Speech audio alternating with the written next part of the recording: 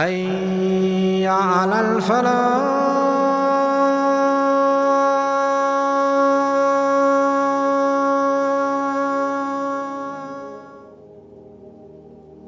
Most of us pretty much know the condition that Ummah is in.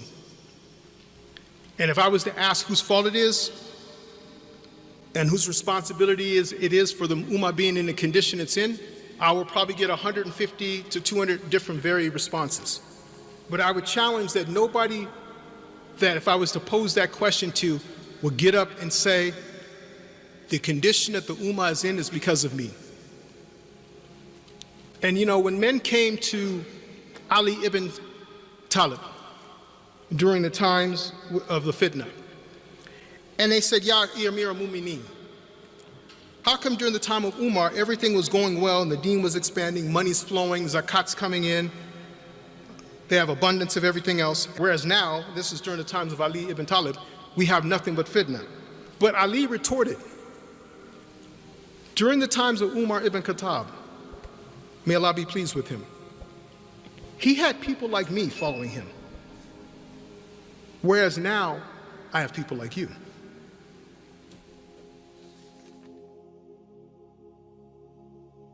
Because we have to understand that the sins that we do collectively is part of the reason why the Ummah is suffering the way it is.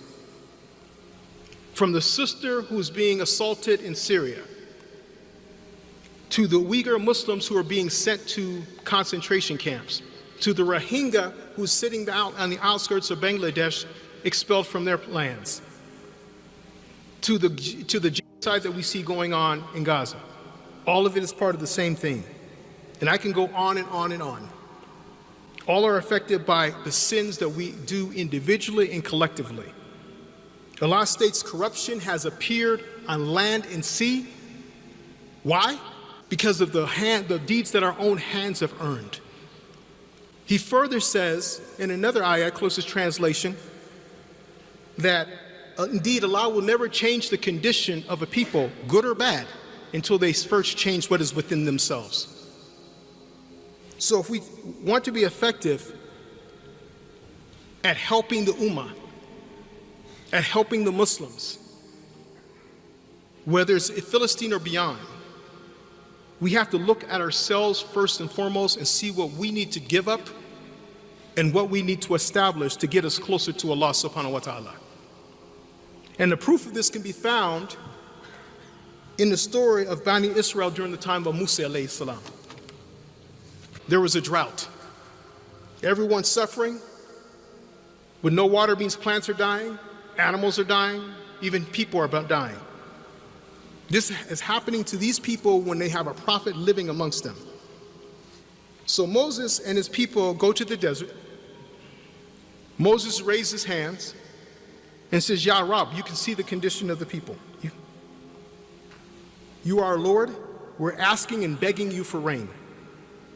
And naturally when a prophet petitions Allah, Allah responds. So the people are waiting for the clouds to gather and they think that the rain's going to come, so on and so forth. But after several moments, perhaps hours or even days, nothing's happening. Now imagine being a prophet at that moment. How many times has Allah told us about Bani Israel, and that constantly, every time Moses gave them a command, and every time he told them to do this or to do that, they constantly argue in the commands. Very fleeting faith. More importantly, we have to question sometimes ourselves and say sometimes we're acting just like the same. When we know the truth comes to us, somebody says, Kala Allah, Kala Rasul, we knowingly and deliberately choose something else. So imagine the pressure he's under. My people are turning to me, asking him for water, waiting for a response. I'm a prophet of Allah whom I spoke to. I have a direct relationship with him, and nothing's happening. So Moses goes and asks Allah again. He says, Allah, what's happening? I asked you for rain and nothing happens. Allah responds and says, Ya Musa, amongst you is one man who has sinned against me. How many sinners do we have among us? How many of our Muslims do not pray? Or they pray during the month of Ramadan, they come to the masjid during the month of Ramadan, and then when Ramadan's over, they go right back to what they were doing beforehand. How many people don't even pray at the prescribed times? How many people are steeped in riba? And we chalk it up to just being, okay, we're in the West, I got to have a house, got to have a car, so this is what we're going to go about doing. How many people have never paid the proper zakat in their life? How many people walk around here, or how many sisters are walking around here unscarfed? Or worse, they wear on the tightest pants, leggings, everything else, and throw a hijab on and say that's sufficient. How many people don't understand the proper Aqidah? So Allah further says, Ya Musa, from amongst your people is one sinner, and because of him and him alone I have prevented the rains from falling. In some narrations it says that this man that Musa that they was directing to sinned against Allah for 40 years without any repentance.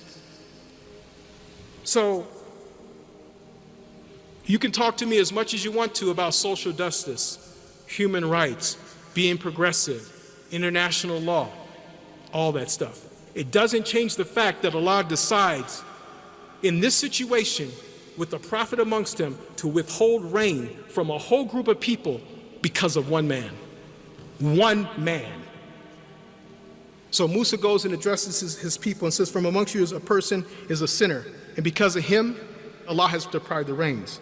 So Musa tells himself, come out and make yourself known. Nobody comes forward. But I want you to think for a second about that particular man. Because oftentimes when we do sins and we commit sins, we think that it's just between us and Allah. Not knowing that what you're doing could be affecting the ummah at large. Imagine being this one man when he starts to think and realize, because of me, the whole community, Bani Israel, with Moses in it, is not receiving rain. Because of me, crops are dying. Because of me, animals are dying. And people are dying. Imagine how that man felt. Imagine the embarrassment of being called out if you had to come out. But nobody responds. Nobody steps up and says, it's me, or so on and so forth. Now just imagine that. This same individual who's keeping the people of Bani Musa, the children of Israel, from receiving rain, Allah says because of him, and because of him alone, I'm allowing it to rain. The same individual steeped in sin is the individual who helps the community by just doing one thing: making tawbah, sincere repentance to Allah. So Moses, he goes to Allah and says, "Oh Allah, tell me who he is." And Allah responds, "Ya Musa, I did not expose him when he was committing sins against me for 40 years. Why would I expose him to you now that he's repented? He's turned back to me and repented." The amazing part of this story, to me at least, is not the fact that Allah allowed the rain to come. What's amazing is the fact that this one man, looking at his sin and looking at what he's doing as being small and being concealed, realized his mistake, and he turned back to Allah. Not a lot of fanfare, not a parade, not to be seen, hidden, going back to Allah.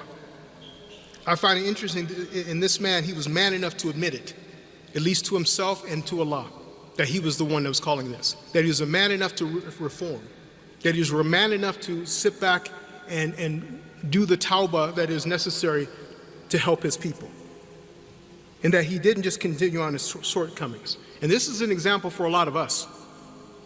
Allah knows best what we do when the doors are closed, when no one's seeing.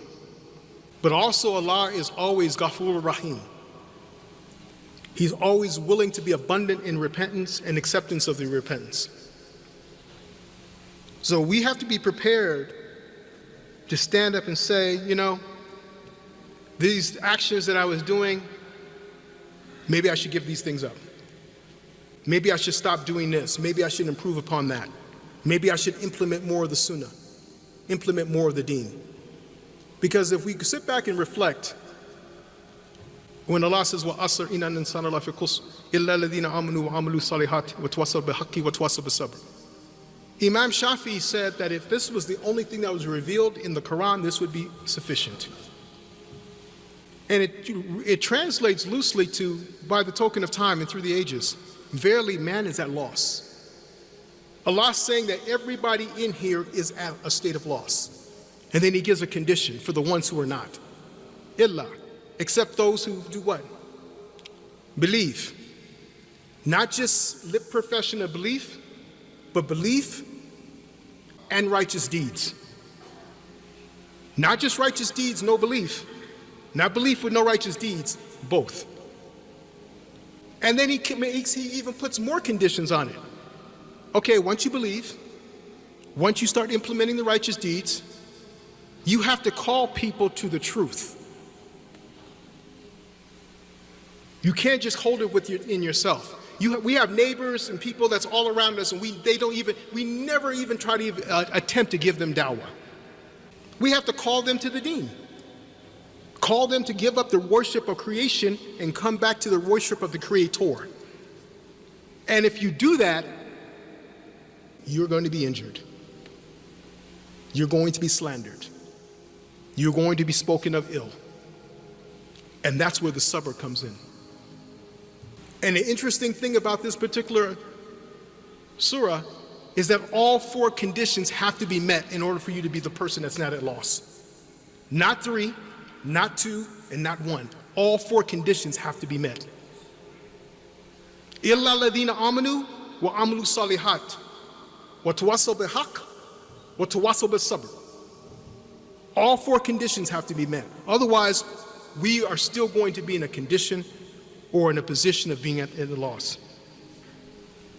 And then if we do these things, if we seek repentance from Allah, then maybe when we stand up in Qiyam al-Layl, maybe when we stand up for witr, maybe when we stand up in tahajjud, that we stand and we put our hands in qunut, we supplicate Allah, we do so with an atom's weight of ikhlas, an atom's weight of sincerity.